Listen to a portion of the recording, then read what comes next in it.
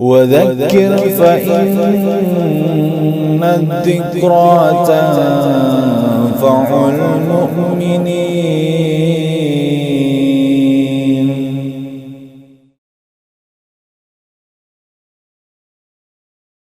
Bismillahirrahmanirrahim.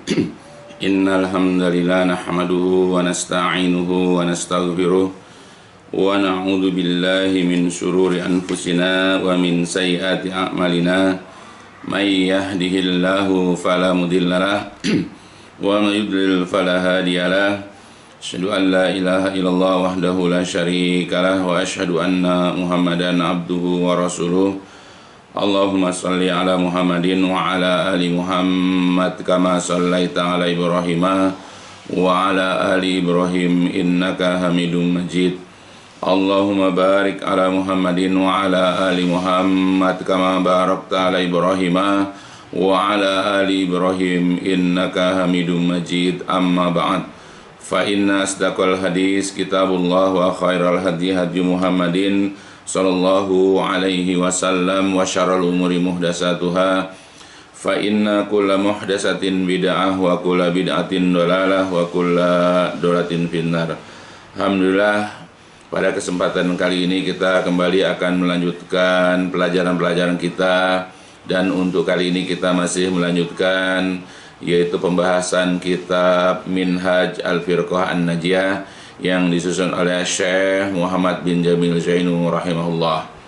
Dan kita masih membahas tentang pembahasan ahammiyatu tauhid, tentang pentingnya tauhid, tentang betapa urgensinya, betapa pentingnya tauhid itu bagi kehidupan kita sebagai manusia, khususnya sebagai seorang muslim.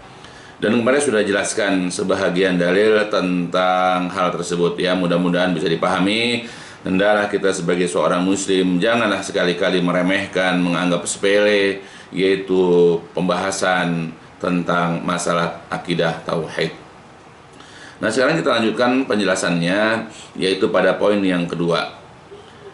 Innar rusula jami'an bada'u da'watahum ila tauhid ya alladzi amarahumullahu bitablighihi linnas. Innar rusula, sesungguhnya para rasul, jami'an seluruhnya, bada'u mereka telah memulai atau mengawali dakwatahum dakwah mereka. Sesungguhnya para rasul seluruhnya itu memulai dakwah mereka itu ila tauhid, kepada tauhid. Alladzi, yang amarahum, yang telah memerintahkan mereka, Allahu Allah, yang Allah telah memerintahkan kepada mereka bitablighihi, untuk menyampaikannya, menyampaikan akidah tauhid ini linnas, kepada manusia. Jadi Allah Jalla wa'ala memerintahkan kepada para rasul seluruhnya agar mereka menyampaikan, yaitu pengajaran, seruan kepada tauhid. Ya, dan oleh sebab itulah para rasul, ya, mereka memulai dakwah atau seruan mereka kepada umat manusia itu kepada masalah akidah atau masalah tauhid. Sebagaimana di dalam Al-Quran, yaitu dalam Quran surat Al-Anbiya dan banyak juga ayat-ayat yang lain. Qala ta'ala, a'udzu billahi minasyaitonir rajim, wa ma arsalna min qablika mir rasulin illa nuhi ilaihi annahu la ilaha illa ana fa'budun. Wa ma arsalna, dan kami tidak pernah mengutus, min qablika, sebelummu, min rasulin, seorang pun rasul, dan kami tidak pernah mengutus seorang pun rasul sebelummu, illa, melainkan nuhi, kami berikan wahyu, ilaihi, kepadanya, kepada rasul tersebut. Jadi setiap rasul yang Allah utus, ya, baik itu dari zaman sebelum Nabi ataupun beliau Rasulullah SAW juga, ya, melainkan rasul-rasul itu, ya, diberikan wahyu. Tentang apa wahyunya itu? La ilaha illa anta, tidak ada sesembahan yang berhak disembah, tidak ada Tuhan yang berhak disembah illa, melainkan ana, aku, yaitu melainkan Allah. Nah, jadi yang harus disampaikan, yang harus didakwahkan oleh para rasul, ya, itu adalah agar menyampaikan kalimat la ilaha illa ana, atau la ilaha illallah. Tidak ada sesembahan yang berhak disembah kecuali Allah, kecuali aku, kata Allah. Maka fa'budu, maka sembahlah oleh kalian, ini aku, maka sembahlah aku. Ini adalah merupakan bukti bukti terlampir, bukti tertulis di dalam Al-Qur'an bahwa Allah menyuruh kepada para rasul, menyuruh kepada para nabi agar mereka menyuruhkan dakwah tauhid, dakwah tentang kalimat la ilaha illallah. Nah, kita sebagai umatnya juga harus mencontoh dakwahnya para rasul. Bahkan Rasulullah kita pun demikian, mengawali dakwahnya juga dengan masalah-masalah akidah tauhid, masalah-masalah kalimat la ilaha illallah. Selanjutnya, wahada Rasulullah sallallahu alaihi wasallam, dan Rasulullah SAW, dan inilah Rasulullah sallallahu alaihi wasallam baqiya salasata asyara aman fi Makkah. Dan inilah Rasulullah SAW, beliau tinggal selama 13 selama 13 aman tahun fi Makkah, di Mekah. Jadi ketika Rasul diangkat menjadi Rasul, ya ketika beliau diangkat menjadi Rasul pada usia sekitar 40, kemudian beliau selama 13 tahun sebelum hijrahnya ke kota Madinah, beliau yaitu nanti ya mengajak kepada tauhid. Wahua, dan beliau, sedangkan beliau Rasulullah itu yad'u, menyeru, mendakwahi kaumnya itu ila tauhidillah wa du'ahi wahdah. Sedangkan beliau dalam kondisi mendakwahi, dalam keadaan menyeru kaumnya itu kepada mentauhidkan Allah dan juga kepada berdoa kepada Allah saja. Nah, itu Rasulullah tinggal di kota Mekah setelah diangkat menjadi seorang nabi dan rasul. Nah, beliau selama 13 tahun tinggal di kota Mekah setelah diangkat sebagai seorang rasul itu, mendakwahi kaumnya saat itu ya kepada mentauhidkan Allah dan berdoa kepadanya. Duna siwahu, ya bukan kepada selainnya. Wa kana fi ma anzalallahu ta'ala alaihi, dan adalah di antara apa yang Allah turunkan, apa yang Allah Ta'ala turunkan kepada beliau, alaihi kepadanya adalah, yaitu Al-Quran surah Al-Jin, a'udzu billahi minasyaitonir rajim, qul innama ad'u rabbi wa la usyriku bihi ahada. Dalam Al-Quran surat Al-Jin, Allah berfirman, dan ayat ini diperuntukkan yaitu perintah kepada Rasulullah SAW. Qul, katakan wahai Nabi, innama hanyalah ad'u, aku menyeru, aku ini hanyalah mendakwahi, mengajak ya kepada kalian itu kepada Rabbku. Aku hanyalah mengajak kalian kepada Rabbku, mendakwahi kalian untuk beribadah kepada Rabbku, wala usyriku bihi ahadan, dan aku tidak akan pernah mengajak mempersekutukan seorang pun dengan Allah, dan aku tidak mempersekutukan seseorang pun dengan Allah. Jadi antara dakwah Rasul itu adalah sebagaimana yang diperintahkan dalam Quran surat Al-Jin ini adalah mengajak umat ya untuk berdoa, untuk beribadah hanya kepada Allah, dan juga tidak mempersekutukan Allah dengan seseorang atau tidak berbuat syirik. Nah itu. Jadi banyak sekali contoh-contoh yang lain. Ya, di dalam sirah nabawiyah kita juga bisa lihat bagaimana Nabi selama 13 tahun hidup ya dengan kaum Quraisy ya atau orang-orang Arab di Mekah. Ya. Jadi yang diawali oleh Rasulullah dalam seruan atau ajakan atau dakwah beliau adalah mengajak mereka untuk beribadah kepada Allah dan mengajak mereka untuk meninggalkan penyembahan-penyembahan kepada berhala-berhala, kepada patung-patung ya yang dianggap sesembahan oleh mereka. Karena tidak ada sesembahan yang berhak disembah kecuali hanya Allah.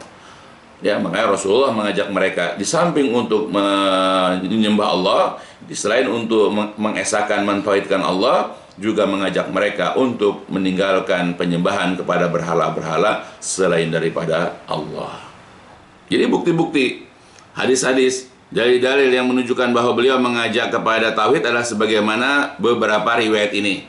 Yang pertama adalah an Abi Sufyan Sakhr bin Harbin fi hadisihi tawil, yaitu dari Abu Sufyan Sakhr bin Harb di dalam hadisnya yang panjang mengenai kisah Hirakla, yaitu Heraklius. Qala Hiraklu, berkata Heraklius, famada ya'murukum bihi, apakah yang beliau perintahkan kepada kalian dengannya? Siapa beliau? Yaitu maksudnya adalah An-Nabi sallallahu alaihi wasallam. Qala Abu Sufyan, lalu Abu Sufyan menjawab, ya'muruna an na'budallaha wahdahu la nusyrika bihi syai'an. Beliau menyuruh kepada kami untuk beribadah kepada Allah saja dan tidak mempersekutukan sesuatu pun dengannya. Wa yanhana amma kana ya'budu abauna. Beliau juga melarang kami dari apa-apa yang disembah, yang diibadahi oleh nenek moyang kami. Wa ya'muruna bis-shalah. Beliau menyuruh kami untuk mengerjakan salat, wa shadaqah dan bersedekah, wa fi riwayatin dan dalam satu riwayat as-sidqi, yaitu berkata yang benar, kemudian wal afaf, kemudian juga memelihara diri dari segala macam maksiat dan juga syubhat, kemudian wal wafa bil ahdi, menepati janji atau menyempurnakan janji, wa ada il amanah, dan menyempurnakan atau menunaikan amanah sebagaimana dalam hadis Imam Bukhari dan yang lain-lainnya. Jadi di sini pengakuan Abu Sufyan ya kepada Raja Heraklius bahwa Nabi itu menyuruh kami untuk beribadah kepada Allah saja dan tidak mempersekutukan sesuatu pun tidak mempersekutukan Allah dengan sesuatu apapun. Dan juga agar kami meninggalkan penyembahan seperti yang dilakukan oleh nenek moyang kami. Nah, itulah bukti nyata bahwa Rasulullah dahulu, di zaman dahulu, mengajak umat itu untuk menyembah Allah saja dan juga yaitu tidak melakukan perbuatan syirik. Itu yang pertama. Yang kedua, sebagaimana Anil Haris bin Haris, dari Haris bin Haris Al-Ghamidi, qala qultu li abi wa nahnu bimina ma hadil jamaah. Dari Al-Haris bin Al-Haris Al-Ghamidi berkata, aku pernah bertanya kepada ayahku ketika kami itu berada di Mina, ya.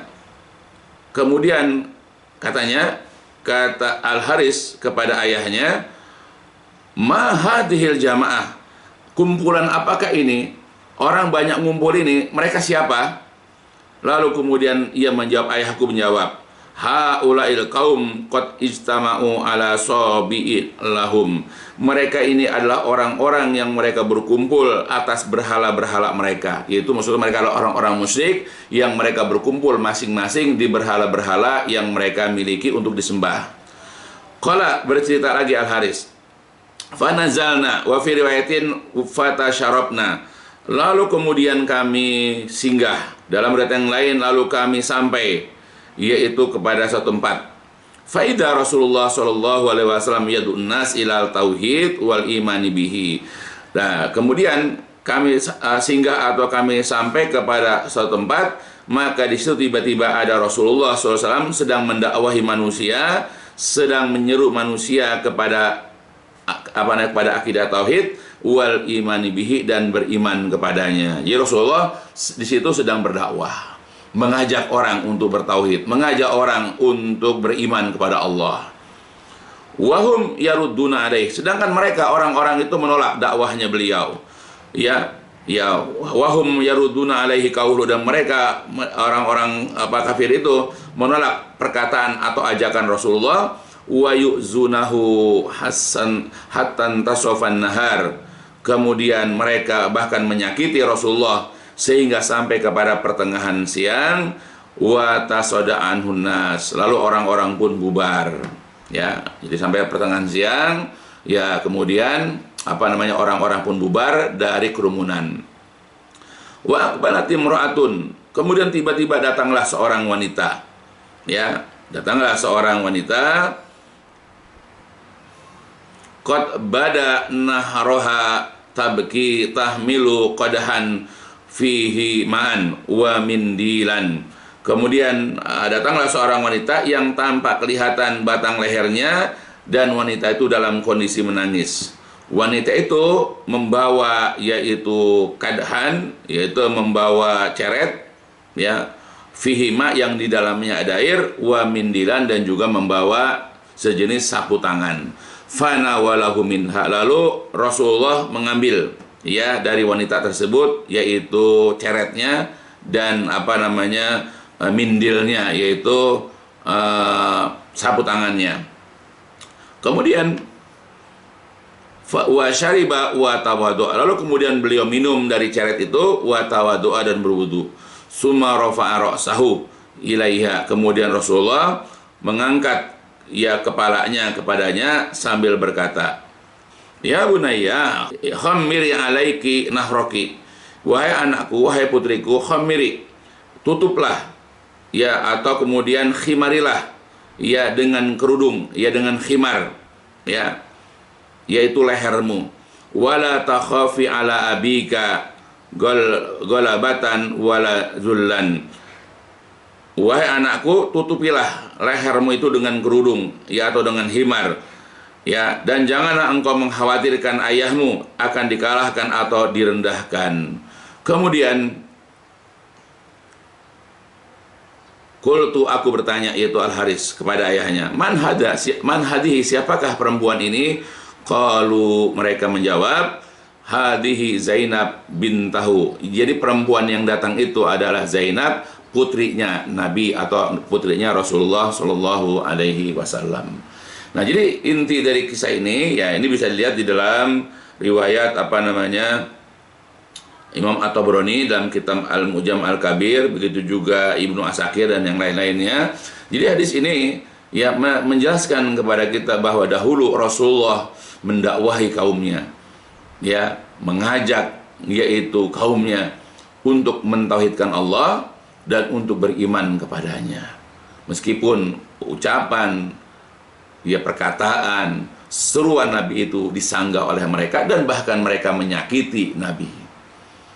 Nah, ini bukti yang kedua bahwa Rasulullah ya mendakwahi ya dulu itu adalah dengan akidah tauhid. Ya, makanya wajarlah kita juga sebagai seorang muslim, kalau kita mencintai Rasulullah SAW juga jangan menyepelekan, jangan menganggap enteng, bahkan kita menganggap bahwa dakwah tauhid ini adalah perkara yang sangat penting. Apakah kita dalam mempelajarinya, dalam memahaminya, dan dalam mengamalkannya, kita harus selalu berlandaskan dan bersandarkan kepada akidah tauhid. Begitu yang ketiga, An Jundub bin Abdullah qala kunna ma'an Nabi sallallahu alaihi wasallam wa nahnu fityatun hazawirah fata'alamnal imana qabla an nata'alamal Qur'an summa ta'alamnal Qur'an fazdatna bihi imanan. Dari Jundub bin Abdullah, kami dahulu pernah bersama-sama Nabi sallallahu alaihi wasallam, maksudnya mereka ikut Rasulullah untuk belajar, untuk menimba ilmu. Ya, mereka ingin dididik ya keimanan oleh Rasulullah sallallahu alaihi wasallam. Wa nahnu, sedangkan kami waktu itu adalah fityatun hazawirah. Kami waktu itu masih remaja yang sebaya, seumuran, ya, jadi nggak satu orang. Ya, bukan hanya Jundub tapi banyak lagi sahabat-sahabat yang lain. Kemudian fata'alamnal iman. Dahulu kami belajar iman. Qabla an nata'alamul Qur'an, sebelum kami mempelajari Al-Qur'an. Sebelum kami belajar Al-Qur'an, kami belajar iman dulu. Kami nggak belajar ini dulu, nggak belajar. Yang penting keimanan dulu. Nah, kemudian summa ta'alamnal Qur'an. Setelah kami memiliki iman, barulah kami mempelajari Al-Qur'an. Nah, dengan sebab itulah fazdatna bihi imanan. Maka iman kami jadi bertambah. Jadi orang kalau belajar iman, kemudian dia belajar tentang akhlak, dia belajar tentang fikih atau apapun, maka imannya akan senantiasa bertambah. Tapi kalau orang bukan dari dasar keimanannya, ya dia belajar misalnya, ya lalu dia belajar tafsir, dia belajar fikih, maka yang ada adalah dia semakin sombong. Tapi orang kalau sudah memiliki keimanan, setiap kali ayat dibacakan, dijelaskan maksudnya, maknanya, ya maka dia pasti akan sami'na wa ata'na. Setiap kali dia membaca hadis, maka dia akan bertambah ilmu dan keimanannya, karena dia akan sami'na wa ata'na, dan begitu seterusnya. Nah, itulah Rasulullah Shallallahu Alaihi Wasallam dalam berdakwah.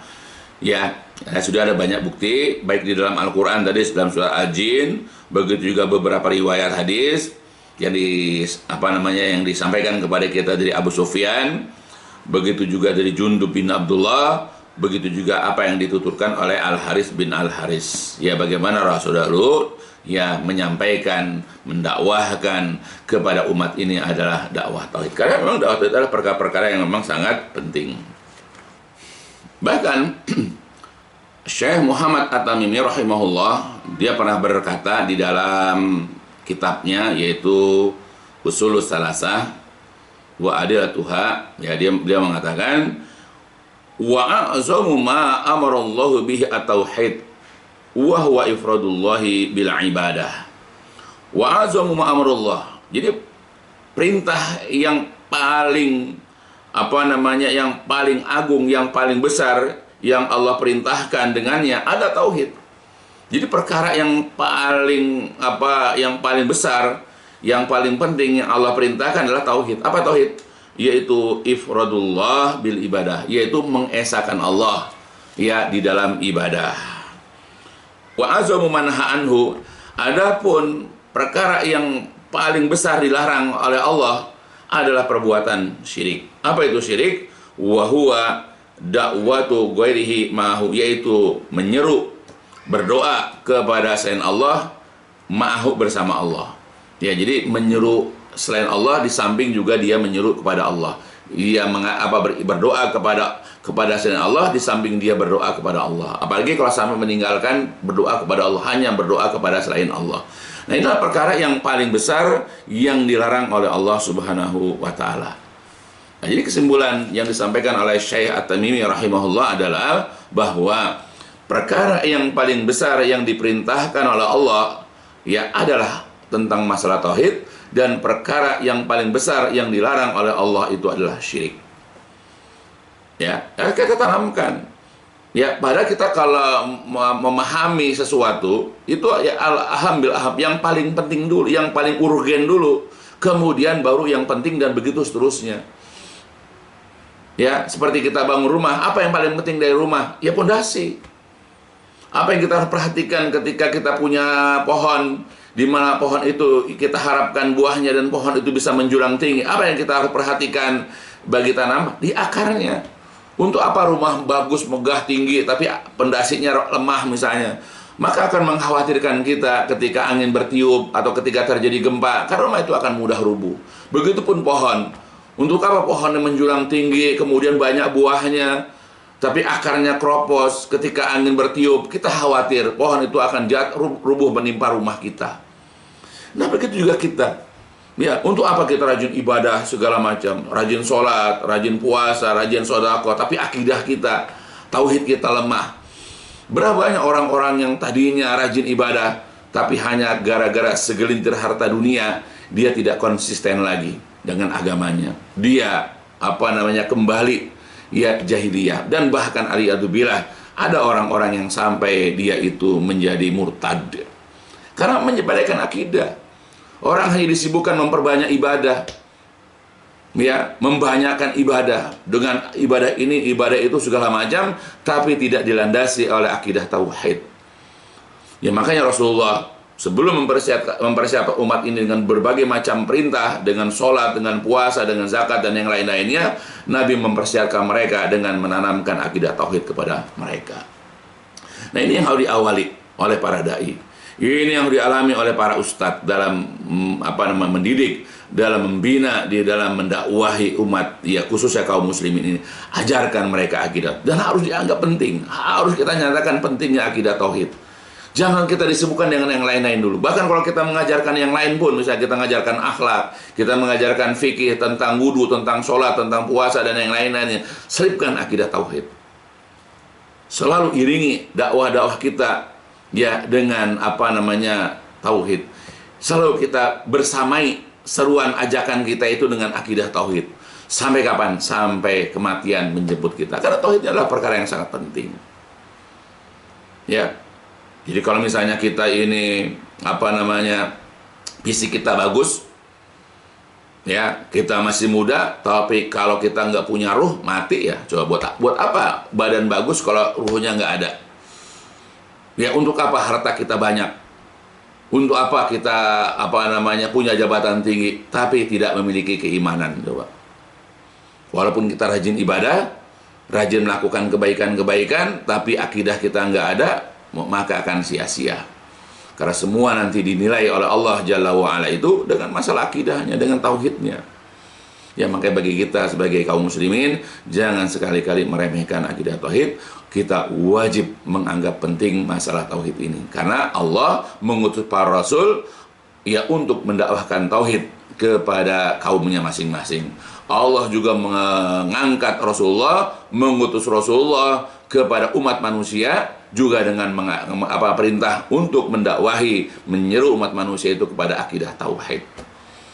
Ya, dan bahkan ketika Rasulullah mengirim para sahabat ke berbagai macam negara, ya, juga untuk mengajak umat manusia untuk mentauhidkan Allah.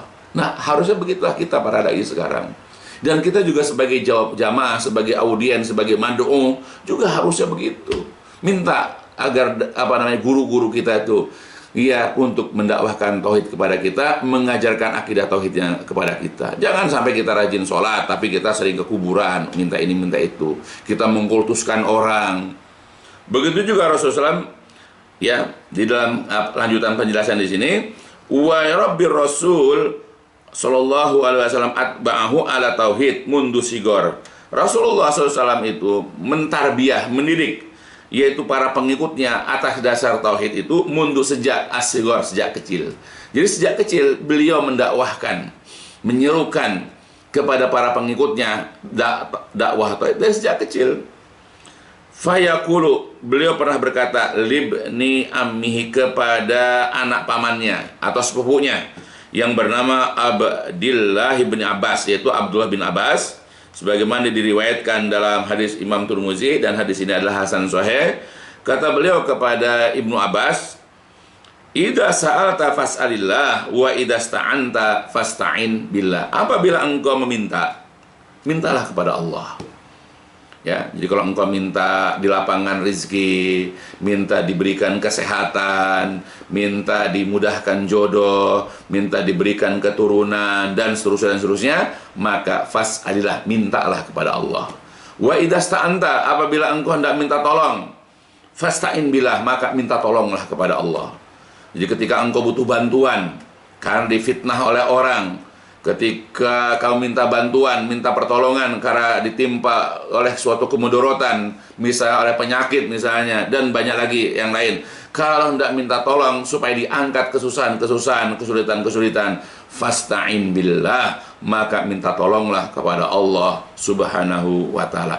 Ini Nabi ucapkan kepada Ibnu Abbas, sepupunya. Dan Ibnu Abbas waktu itu masih kecil.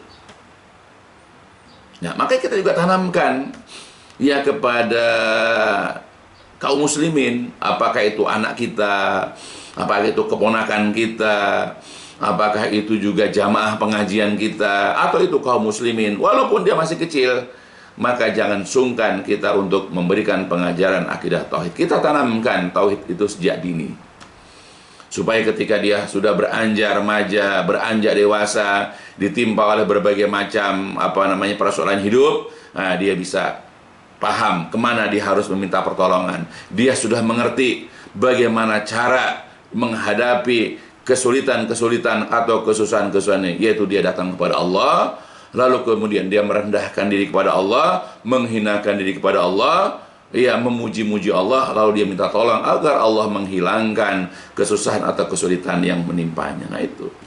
Jadi jangan ragu, ya, jangan sungkan kita di dalam mendakwahkan tauhid. Walaupun banyak di kita ini kaum muslimin alergi dengan ajaran-ajaran tauhid. Karena ajaran-ajaran tauhid itu diidentikan dengan ajaran-ajaran ya radikal. Ajaran-ajaran tauhid itu diidentikan dengan ajaran-ajaran yang bertentangan ya dengan beberapa golongan dari kelompok kaum muslimin. Nah, bisa kita lihat sekarang. Wa hadza tauhid huwa haqiqatu dinil Islam. Jadi tauhid ini adalah merupakan hakikat ya daripada agama Islam, alladzi bunya alaihi, yang memang dibangun atas dasar tauhid. Jadi ingat, Islam itu dibangun atas dasar tauhid. Makanya kalau kita ingin melihat kebenaran Islam seseorang, kebenaran Islam dari orang yang berdakwah atau penceramah, lihat dari ajarannya. Apa dasarnya? Kalau dia selama ini tidak pernah menyinggung masalah-masalah tauhid, dia tidak peduli atau dia tidak menganggap penting perkara tauhid, berarti keislamannya itu ya tidak sempurna atau tidak baik. Atau kalau dia berdakwah, pasti di dalam dakwahnya itu ada yaitu kekurangan-kekurangan, dan bahkan boleh jadi nanti ada penyimpangan-penyimpangan, aliyadzubillah. Banyak sekarang kita bisa perhatikan kelompok-kelompok seperti Syiah, ya Sufi, ya atau tasawuf, dan kita di tarekat misalnya, atau aliran-aliran yang lain, yang mereka ya menomorsekiankan akidah tauhid, bahkan mereka mengabaikan akidah tauhid. Kita jumpai kesesatan-kesesatan yang ada pada mereka. Karena mereka dididik ya untuk mengkultuskan orang-orang tertentu. Mereka hanya dididik ya untuk bergantung kepada seseorang atau kepada benda-benda tertentu. Mereka tidak diajak untuk beribadah kepada Allah. Mereka tidak diajak untuk mengerjakan amal soleh. Mereka tidak diajarkan untuk meminta langsung kepada Allah. Tapi mereka dididik untuk bergantung kepada seseorang atau kepada sesuatu benda yang dapat memberikan faidah kepada mereka. Ini adalah merupakan bentuk ya ajaran yang keliru. Kita dalam dakwah tauhid mengajak orang selalu kepada Allah. Kita ajak supaya orang itu tidak mengkultuskan seseorang, tidak mendewa-dewakan kepada seseorang, karena Islam melarang. Makanya Rasulullah mengajak kepada Ibnu Abbas, apabila engkau minta kepada Allah. Engkau minta tolonglah kepada Allah. Jangan minta tolong kepada saya atau kepada orang-orang yang dianggap soleh atau orang-orang yang sudah mati. Ya. Nabi bilang dalam hadis, ya, iyyakum wal ghulu fidin fa inna mahalaka man kana qablakum al ghulu fidin. Waspada kalian terhadap gulu dalam agama, berlebih-lebihan dalam agama. Karena hancurnya, binasanya orang-orang dahulu itu karena mereka gulu dalam agama. Salah satu gulu berlebihan dalam agama, sikap kepada ulama, sikap kepada ustadz. Ya, dengan kalah berkahnya dan yang lain-lainnya pokoknya. Atau Nabi juga pernah mengatakan, la tutruni kama aturatin nasara Isa bin Maryam, fa inna ma ana abdun, faqulu Abdullah wa rasuluh. Janganlah kalian itu itra, janganlah kalian mendewa-dewakan, mengkultuskan diriku sebagaimana orang-orang Nasrani, sebagaimana orang-orang Kristen telah mengkultuskan yaitu Isa putra Maryam. Aku ini hanyalah seorang hamba, maka katakanlah aku ini adalah hamba Allah dan utusannya. Jangan kita mengkultuskan. Nabi aja tidak boleh dikultuskan, apalagi orang lain. Tapi berapa banyak sekarang orang-orang yang menyimpang dari akidah tauhid dalam ajarannya. Mereka ya bisa kita mengkultuskan seseorang. Makanya hakikat din Islam itu, lihat dari apa yang diserukannya, apa yang dibangunnya. Kalau dia tidak pernah mengajak kepada tauhid, ya dalam seruan, dalam ajakan kajian-kajian tidak pernah menyentuh masalah-masalah akidah tauhid, tidak pernah membacakan ayat tentang tauhid, tidak pernah membahas hadis-hadis tentang tauhid, maka jelas ya bahwa keislaman orang ini patut diragukan.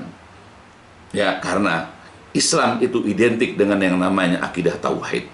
Karena dahulu Rasulullah mendakwahkan Islam selama di kota Mekah 13 tahun itu selalu ya tauhid. Dari awal sampai akhir di kota Mekah itu adalah tauhid. Bahkan ketika beliau itu Isra Mi'raj 10 tahun setelah itu diperintahkan sholat, ya setelah itu sebelum 3 tahun sebelum hijrahnya, ya beliau tetap merendeng dakwah sholat ini ya dengan dakwah tauhid. Ya, kita harus begitu. Mintalah kepada guru-guru kita untuk menyampaikan kepada kita akidah tauhid. Carilah kajian-kajian buat terutama orang-orang yang baru mengenal Islam, orang-orang yang sudah terpikat dengan ajaran Islam. Carilah kajian-kajian yang membahas masalah-masalah akidah tauhid.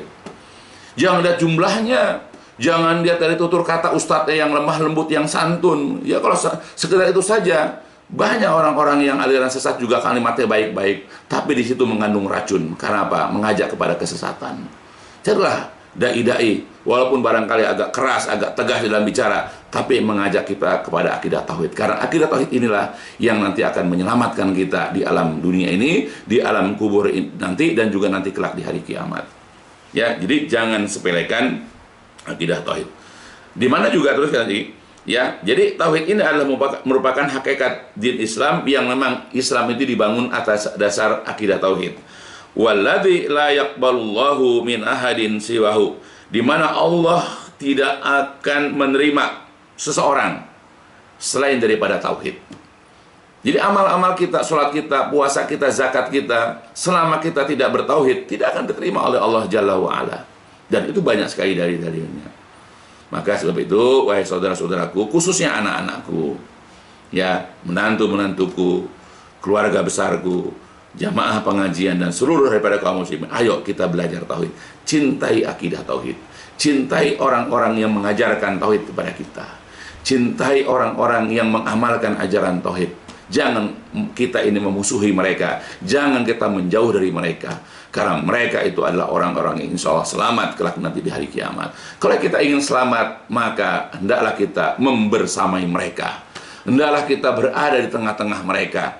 Ya, karena ingat, semua nabi, dan termasuk nabi kita, selalu dalam dakwah seruan mereka dan juga dalam amal-amal mereka selalu menjelaskan masalah tauhid, selalu mewarnai hidup mereka itu dengan akidah tauhid sampai jelang akhir mereka, kehidupan mereka. Maka sebab itu sekali lagi, ayolah kita belajar tauhid, pahami akidah tauhid yang benar berdasarkan kepada Al-Quran dan Sunnah sesuai dengan pemahaman para ulama salafus saleh. Pertahankan akidah tauhid sampai kematian datang kepada kita. Ya, mudah-mudahan dengan kita mempertahankan akidah tauhid kita, Allah kelak akan menjaga kita. Karena kita yakin kita harus memiliki itikad yang kuat bahwa tauhid ini adalah merupakan penyelamat hidup kita di dunia dan kelak nanti di hari kiamat. Ya, mudah-mudahan ya kita bisa memahami penjelasan di sini dan kita memulai kembali yaitu pelajaran agama kita, yaitu Islam, memulai kajian kita Islam ini dengan memprioritaskan, dengan mengutamakan akidah tauhid, karena tauhid itu adalah perkara yang sangat penting dalam kehidupan manusia, khususnya dari kaum muslimin.